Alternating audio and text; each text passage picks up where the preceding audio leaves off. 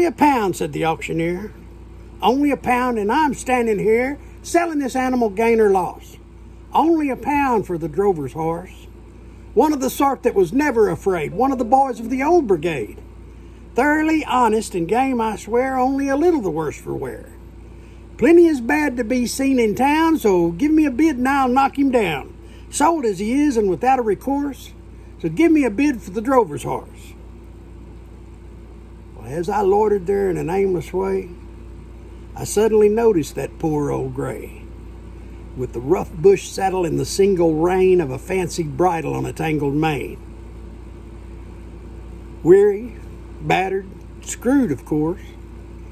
But as I looked at that old gray horse, suddenly the crowd and auctioneers, they seemed of a sudden to disappear, melted away in a kind of a haze, for my heart went back to the droving days, back to the old road, and I crossed it again, out onto the miles of the saltbush plain, the saltbush plain that is said to be the dried up bed of an inland sea, where the air is so dry and so clear and bright that it refracts the sun with a wondrous light, and on the dim horizon makes the deep blue gleam of some phantom lakes.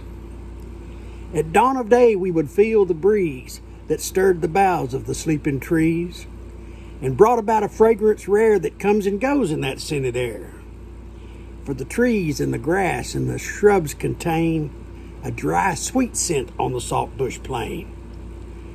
And for those that love it and understand, the saltbush plain is a wonderland, a wondrous country where nature's ways were revealed to me in my droving days.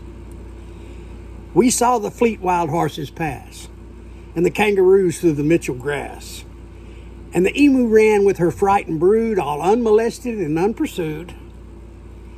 But there rose a shout and a wild hubbub when a dingo raced for its native scrub.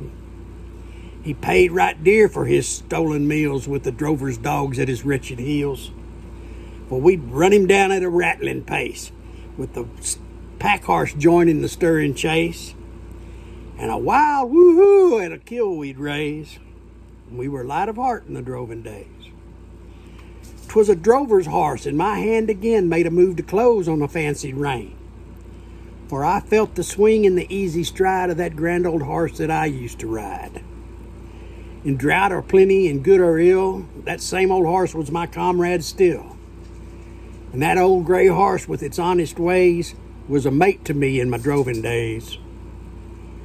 We kept our watch in the cold and damp, and if cattle broke from the sleeping camp, over the flats and across the plains with my head bent down on its swinging mane, through the boughs above and the stumps below, on the darkest night I could let him go. At a racing pace he would choose his course, and my life was safe with that old gray horse. But man and horse had a favorite job when an outlaw broke from the station mob. With a right good will was a stock whip plied, as the old horse raced at the straggler's side, and that green hide whip such a wheel would raise, and we could use the whip in my droving days. Only a pound, and was this the end? Only a pound for the drover's friend that now was worthless and cast away,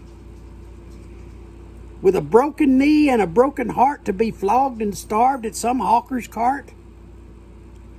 Well, I made a bid for a sense of shame and memories dear of the good old game. "Thank you, guinea, cheap at that, against you there in the curly hat. Only a guinea and one more chance. Down he goes if there's no advance. Third and last time, 1, 2, 3. And that old gray horse was knocked down to me. Well, now he's wandering fat and sleek on the Lucerne flats at the Homestead Creek.